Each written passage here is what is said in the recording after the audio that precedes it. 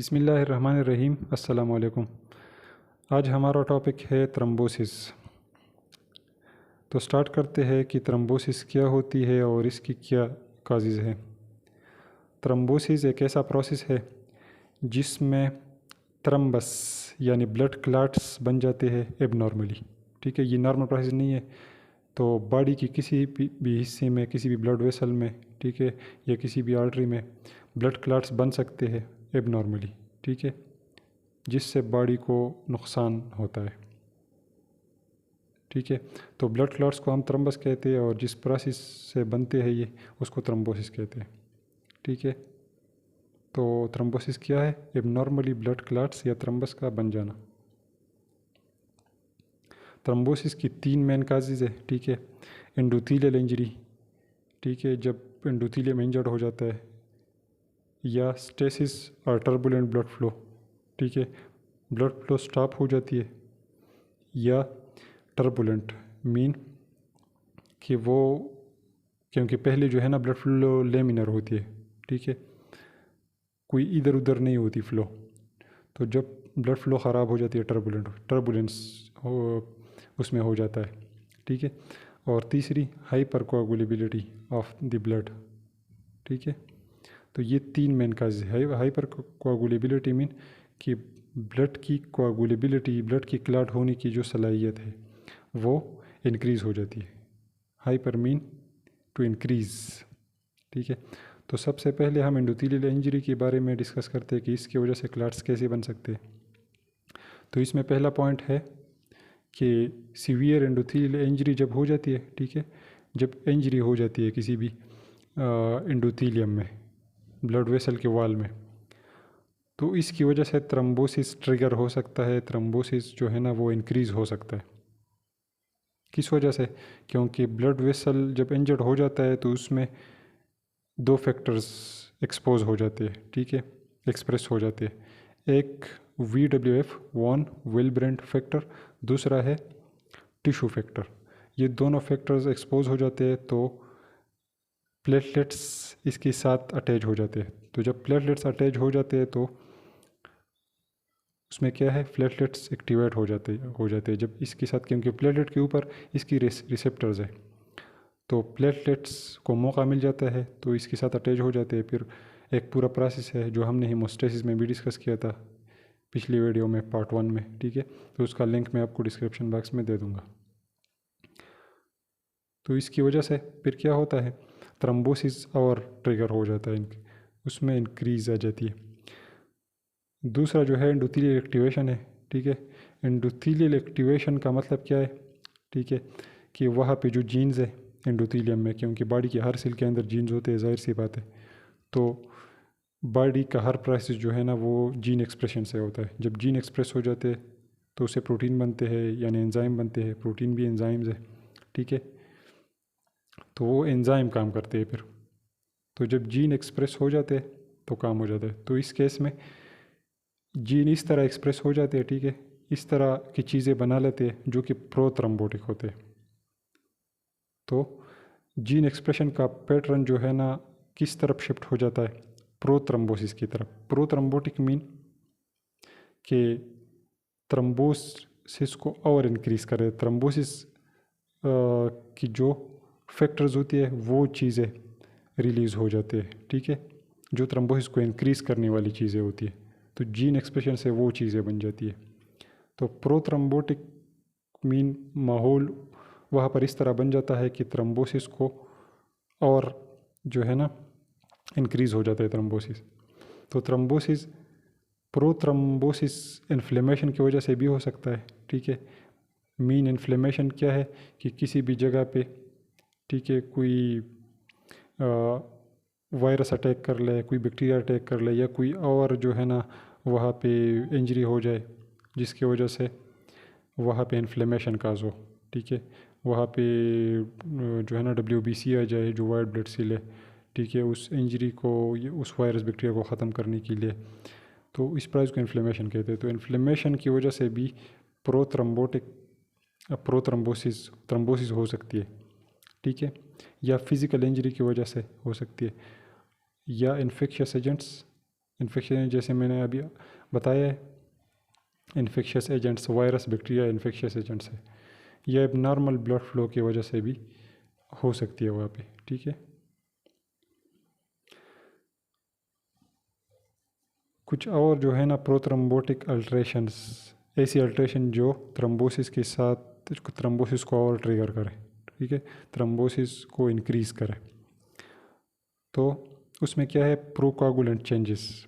प्रोकोगुलेंट changes क्या है कि जो एंडोथेलियल सेल्स होता है, ब्लड वेसल वाल्स के जो सेल्स होते हैं वो एक्टिवेट हो जाते हैं।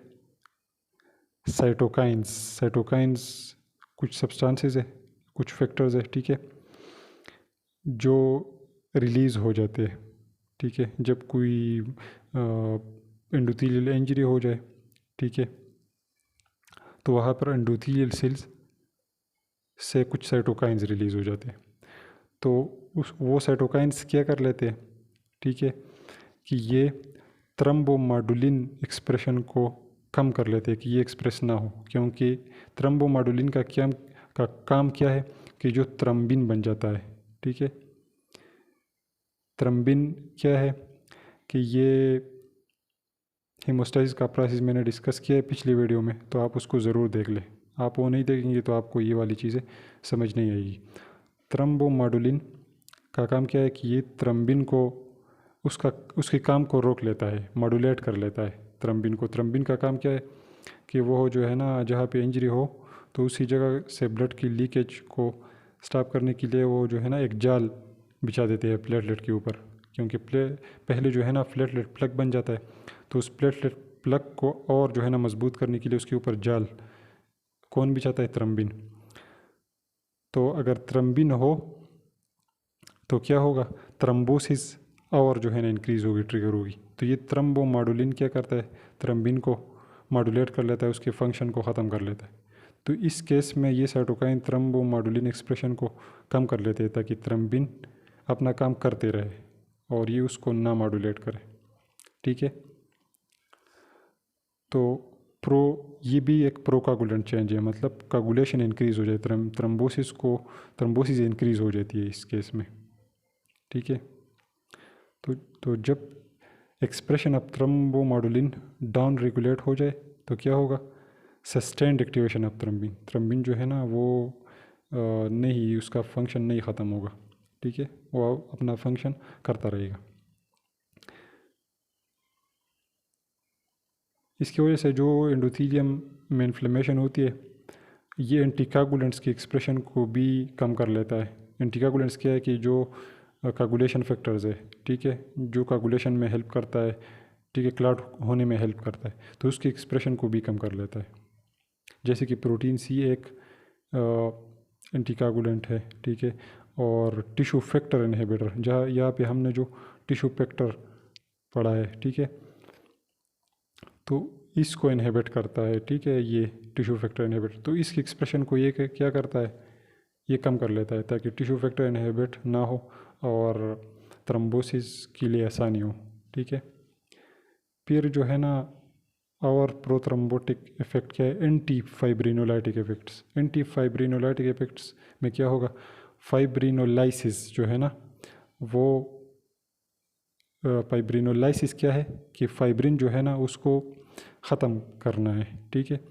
तो एंटी फाइब्रिनोलाइटिक से इफेक्ट क्या है कि फाइब्रिन ख़त्म नहीं होगा, ऐसा काम होगा जिसकी वजह से फाइब्रिन जो है ना वो उसी तरह होगा, वो ख़त्म नहीं होगा।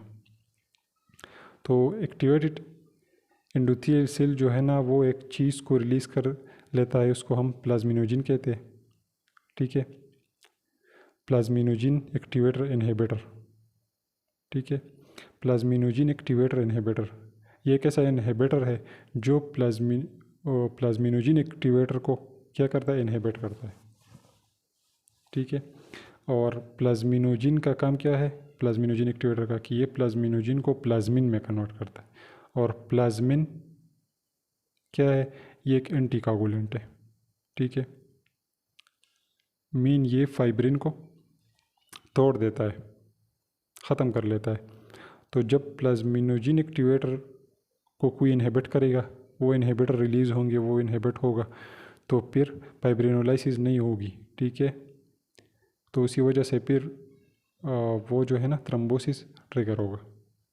तो ये हमारा एंडोथीलियल इंजरी की कुछ इफ़ेक्ट्स है। जब एंडोथीलियम इंजर्ड हो जाता है तो वहाँ से जो है ना इन्फ्लेमेशन जब हो जाती है या कोई और इंजरी हो जाती है तो वहाँ से कुछ चीज़ें रिलीज़ हो जाती है जो कि थ्रोम्बोसिस में हेल्प करते हैं। यहाँ पे जो TPA है ना, ये है टिश्यू प्लाज्मिनोजेन एक्टिवेटर, ठीक है। तो इसको टिश्यू प्लाज्मिनोजेन एक्टिवेटर को भी डाउन रेगुलेट करता है, ठीक है, मीन इसकी रेगुलेशन को कम कर लेता है। अभी दूसरा जो है ना काज किया था हमारी थ्रोम्बोसिस का, एबनॉर्मल ब्लड फ्लो। मीन जब ब्लड फ्लो एबनॉर्मल हो जाती है, स्लो हो जाती है या जो है ना टर्बुलेंट हो जाती है, ठीक है, तो उसकी वजह से भी थ्रोम्बोसिस आ सकती है। इसकी यही इफ़ेक्ट्स है जो नीचे है। एंडोथीलियल सेल एक्टिवेशन, जब वहाँ पे जो है ना ब्लड फ्लो एबनॉर्मल हो जाती है तो एंडोथीलियल सेल एक्टिवेट हो जाती है। जो हमने अभी ऊपर पढ़े कि एंडोथीलियल सेल जब एक्टिवेट हो जाते हैं तो वो क्या क्या करते हैं। तो एंडोथीलियल सेल एक्टिवेशन को प्रमोट करते हैं और इनहेंस्ड प्रोकोगुलेंट एक्टिविटी, ठीक है। प्रोकोगुलेंट एक्टिविटी अभी हमने ऊपर भी पढ़ा है कि प्रोकोगुलेंट मीन कोगुलेशन को इंक्रीज़, ऐसी एक्टिविटी को इनहेंस करते हैं जो कोगुलेशन को और इंक्रीज़ करे। अच्छा, टर्बुलेंट या स्टेज ब्लड फ्लो में और क्या होता है कि प्लेटलेट्स या ल्यूकोसाइट को एक दूसरे के करीब लेके आता है, come in contact with endothelium, endothelium की नज़दीक लेके आते हैं जब फ्लो स्लगिश होता है, ठीक है। जब ब्लड फ्लो स्लो होता है तो प्लेटलेट्स उसके करीब आ जाते हैं। तो जब प्लेटलेट्स एंडोथीलियम के करीब आ जाते हैं तो वहाँ पे ज़ाहिर सी बात है क्लॉट्स तो बनेंगे। और स्टेसिस का और क्या करता है stasis, activated clotting factors. Clotting factors वही है जो क्लॉटिंग में क्या करता है, हेल्प करता है। तो एक्टिवेटेड क्लॉटिंग फैक्टर्स को उसकी वॉश आउट को स्लो कर लेता है, ठीक है। उसकी क्योंकि वो जो है ना वॉश आउट हो जाते हैं बाद में, ठीक है, तो उसको स्लो कर लेते हैं। क्योंकि ब्लड फ्लो स्लो हो जाती है तो उसके साथ ये भी स्लो हो जाते हैं। और फिर inflow of clotting factor inhibitor. Clotting factor की जो इनहिबिटर है वो चीज़ है जो क्लॉटिंग फैक्टर को इनहिबिट कर लेता है, उसको ख़त्म कर लेता है, जो चीज़ें क्लॉटिंग में हेल्प कर लेता है। तो उन चीज़ों को ख़त्म करने के लिए क्लॉटिंग फैक्टर इनहिबिटर होता है, ठीक है। तो उसकी फ़्लो को, उसकी इनफ्लो को क्या करता है, स्टॉप कर लेता है, इम्पीड कर लेता है, ठीक है। उसकी रास्ते में रुकावट बन जाता है, ठीक है। अच्छा, इसके अलावा जो है ना एवोर्टिक या आर्टीरियल आर्टरीज़ में या एवोर्टा में जो सबसे बड़ी आर्टरी है ना, ठीक है, उसको एवोर्टा कहते हैं। तो वहाँ पे डायलेशन, वो डायलेट हो जाती है, वहाँ पे डायलेशन हो जाती है, मीन ब्लड वेसल डायलेट हो जाता है, ठीक है, खुल जाता है। तो उस जो एबनॉर्मेलिटी है उसको हम इन्यूरिज़म्स कहते हैं। तो इन्यूरिज़म्स में जब वहाँ पे डायलेशन आ जाती है तो वहाँ पे भी स्टेसिस, लोकल स्टेसिस आ जाती है, वहाँ पे स्टेसिस आ सकती है, मीन ब्लड फ्लो स्लो हो जाती है। और वही साइट जो है ना, वही जगह थ्रोम्बोसिस के लिए फर्टाइल साइट्स है, मीन वहाँ पे थ्रोम्बोसिस हो सकती है, ठीक है। अच्छा, तीसरी काज इसकी क्या है, हाइपर कोआगुलेबिलिटी। मीन हाइपर कोआगुलेबिलिटी, जब कोआगुलेशन की जो सलाहियत है वो क्या होती है, इंक्रीज़ हो जाती है। हाइपर कोआगुलेबिलिटी, हाइपर मीन इंक्रीज़ होना, ठीक है। तो हाई टेंडेंसी या ब्लड जो है ना क्लॉट होने की,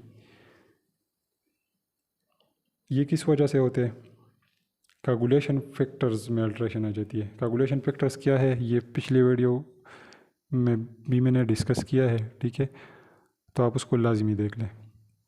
तो कोआगुलेशन फैक्टर जो है ना उसमें अल्ट्रेशन आ जाती है, मीन कोआगुलेशन फैक्टर्स की कुछ जेनेटिक म्यूटेशंस आ जाती है, कुछ हो जाता है, ठीक है, जिसकी वजह से क्या होता है कि कोआगुलेबिलिटी इंक्रीज़ हो जाती है। तो इसमें दो तरह की है, एक प्राइमरी या इनहेरिटेड डिसऑर्डर्स है एक सेकेंडरी। इनहेरिटेड मीन जो है ना आप जो है ना प्राइम इनहेरिटेड आपको जो है ना पेरेंट्स से है, ये ऐसी डिसऑर्डर्स है जो पेरेंट्स से आपको मुंतकिल हुए हो। और दूसरी सेकेंडरी जो बाद में एक्वायर हुए हो, ठीक है। तो प्राइमरी डिसऑर्डर्स में हमारे पास क्या आते हैं, फैक्टर वी, ठीक है। फैक्टर वी मीन जो हमारे पास फैक्टर 4 है उसकी एक्टिवेशन होती है, ठीक है। फैक्टर 5 की म्यूटेशन होती है, या प्रोथ्रम्बिन की जो जीन्स है। फैक्टर 5 जो जीन बनाता है, जैसे मैंने अभी बताया ना कि बॉडी में सारी चीज़ें या सारे जो प्रोटीन्स है ना एंजाइम, वो जीन बनाते हैं। तो फिर वो एंजाइम जाके अपना काम करते हैं, तो बॉडी में सारी फंक्शन जीन कंट्रोल करते हैं। तो फैक्टर वी में म्यूटेशन हो जाती है या प्रोथ्रम्बिन जीन्स में, जिसकी वजह से हाइपर कोagulability मीन कोagulation की सलाहियत इंक्रीज़ हो जाती है। फैक्टर वी की म्यूटेशन किस तरह होती है कि इसके अंदर एक अमाइनो एसिड है, ठीक है। तो वो अमाइनो एसिड क्या होता है, उसमें म्यूटेशन आ जाती है, ठीक है। एक अमाइनो एसिड उसमें अल्टर हो जाता है। अमाइनो, क्योंकि प्रोटीन अमाइनो एसिड से बने होते हैं, ठीक है। तो अमाइनो एसिड इसमें अल्टर हो जाता है, जिसकी वजह से ये प्रोटियोलाइसिस को रेजिस्टेंट हो जाते हैं। मींस इसकी जो है ना इस फैक्टर की लाइसिस नहीं होती, फिर ये जो है ना ख़त्म नहीं होता, क्योंकि अगर हमने थ्रोम्बोसिस को रोकना हो तो हमने इन फैक्टर्स को ख़त्म करना होगा, इसकी लाइसिस करनी होगी। तो ये फैक्टर्स जो है ना ये फिर ख़त्म नहीं होते जब इसमें ये म्यूटेशन आ जाती है। इसमें वेनस थ्रोम्बोसिस इंक्रीज़ कर लेता है। दूसरा जो है ना प्रोथ्रम्बिन ट्रांसक्रिप्शन, ये इंक्रीज़ हो जाता है, ठीक है। प्रोथ्रम्बिन की ट्रांसक्रिप्शन इंक्रीज़ हो जाती है, किस वजह से, सिंगल न्यूक्लियोटाइड सब्सटीट्यूशन इसमें होता है, ठीक है। जैसे कि ग्वानिन एडेनिन की जगह आ जाता है, एडेनिन ग्वानिन की जगह आ जाता है, G to A, ठीक है। तो ये सब्सटीट्यूशन हो जाती है इसमें DNA के अंदर, जीन के अंदर, ठीक है। इसका जो जीन होता है, ठीक है, प्रोथ्रम्बिन का, तो इसकी वजह से फिर ये क्या होता है, इसकी ट्रांसक्रिप्शन इंक्रीज़ हो जाती है, ये ज़्यादा बन जाते हैं। फिर जब ये ज़्यादा बन जाते हैं प्रोथ्रम्बिन, तो उसमें क्या होगा कि थ्रोम्बोसिस इंक्रीज़ होगी। तीसरी क्या है, होमोसिस्टीन एलिवेट हो जाते हैं, इंक्रीज़ हो जाते हैं, ठीक है। जब इसकी क्या वजह है, मीन होमोसिस्टीन की वजह से क्यों थ्रोम्बोसिस बढ़ जाती है, क्योंकि होमोसिस्टीन की जो प्रोडक्ट्स, जो बाई प्रोडक्ट्स है या जो मेटाबोलाइट्स है, ठीक है, ये प्रोटीन के साथ इसकी लिंकेज होती है, ठीक है। तो इसमें फाइब्रिनोजिन के साथ भी क्योंकि फाइब्रिनोजिन भी एक प्रोटीन है, तो ये उसके साथ भी इसकी लिंकेज होती है, जिसकी वजह से थ्रोम्बोसिस बढ़ जाती है, ठीक है। फिर जो है ना इंक्रीज डिफिशेंसीज ऑफ एंटीकोगुलेंट्स, ठीक है। तो ये जो है ना इन एंटीकोगुलेंट्स की डिफिशेंसीज भी बढ़ जाती है, जैसे कि एंटी थ्रोम्बिन 3, क्योंकि ये थ्रोम्बिन 3 जो है ना उसको उसकी एक्टिविटी को ख़त्म करने के लिए होता है। तो जब ये एंटीकोगुलेंट जो है ना ये इसकी डिफिशेंसी हो तो फिर वो ख़त्म नहीं होगा, तो फिर थ्रोम्बोसिस ज़ाहिर सी बात है इंक्रीज़ होगी। फिर प्रोटीन सी है और प्रोटीन एस है, ये एंटीकोगुलेंट्स है जो कोगुलेशन को स्टॉप कर लेता है। तो इसकी डिफिशेंसी आएगी तो फिर जो है ना थ्रोम्बोसिस के लिए और चांसेस होगी। दूसरे सेकेंडरी डिसऑर्डर्स में जो बाद में एक्वायर हो जाते हैं, ठीक है, इसमें हेपरिन इंड्यूस्ड थ्रोम्बोसाइटोपेनिया है, ठीक है। और दूसरा पास्फोलिपिड एंटीबॉडी सिंड्रोम है। तो हेपरिन इंड्यूस्ड थ्रोम्बोसाइटोपेनिया में क्या होता है, इसमें ऑटो एंटीबॉडीज़ बन जाते हैं। ऑटो एंटीबॉडीज़ क्या है कि ये बॉडी में हम कोई ऐसी चीज़ आ जाए, ठीक है, जिसमें बॉडी के अंदर ऐसी एंटीबॉडीज़ बन जाए जो बॉडी की अपनी सेल्स या अपनी टिश्यूज़ को ख़राब करे, जाके उधर जो है ना अटैच हो और अपनी सेल्स को ख़त्म करे। तो ये इस तरह की एंटीबॉडीज़ को ऑटो एंटीबॉडीज़ कहते हैं। तो इसमें हम हेपरिन जो है ना जब बाहर से हेपरिन की हम कंट्रासेप्टिव या कुछ जो पेशेंट्स होते हैं, ठीक है, जिसके एज अ ब्लड थिनर्स हम हेपरिन को देते हैं, ठीक है, पेशेंट्स को, तो हेपरिन के अगेंस्ट एंटीबॉडीज़ बन जाते हैं, ठीक है। तो फिर ये एंटीबॉडीज़ जाके हमारे बॉडी के प्लेटलेट मेम्ब्रेन प्रोटीन के साथ भी अटैच हो जाते हैं, ठीक है। तो वहाँ पे भी ये कुछ डैमेज कर लेते हैं, तो उसकी वजह से फिर थ्रोम्बोसिस इंक्रीज़ होता है। दूसरी है एंटीफॉस्फोलिपिड एंटीबॉडी सिंड्रोम। इसमें एंटीबॉडीज़ बन जाते हैं, इसमें भी ऑटो एंटीबॉडीज़ बन जाते हैं जो कि प्रोटीन के साथ अटैच हो जाते हैं, ठीक है। कौन सी प्रोटीन्स के साथ अटैच हो जाते हैं, ठीक है, जो फॉस्फोलिपिड ने इंड्यूस की हो, ठीक है। तो इसकी वजह से फिर भी हाइपर कोagulable स्टेट जो है ना वो इंड्यूस हो जाता है। तो ये था आज हमारा लेक्चर थ्रोम्बोसिस का, ठीक है। तो फिर इंशाल्लाह अगली वीडियो में मिलते हैं। अल्लाह हाफ़िज़।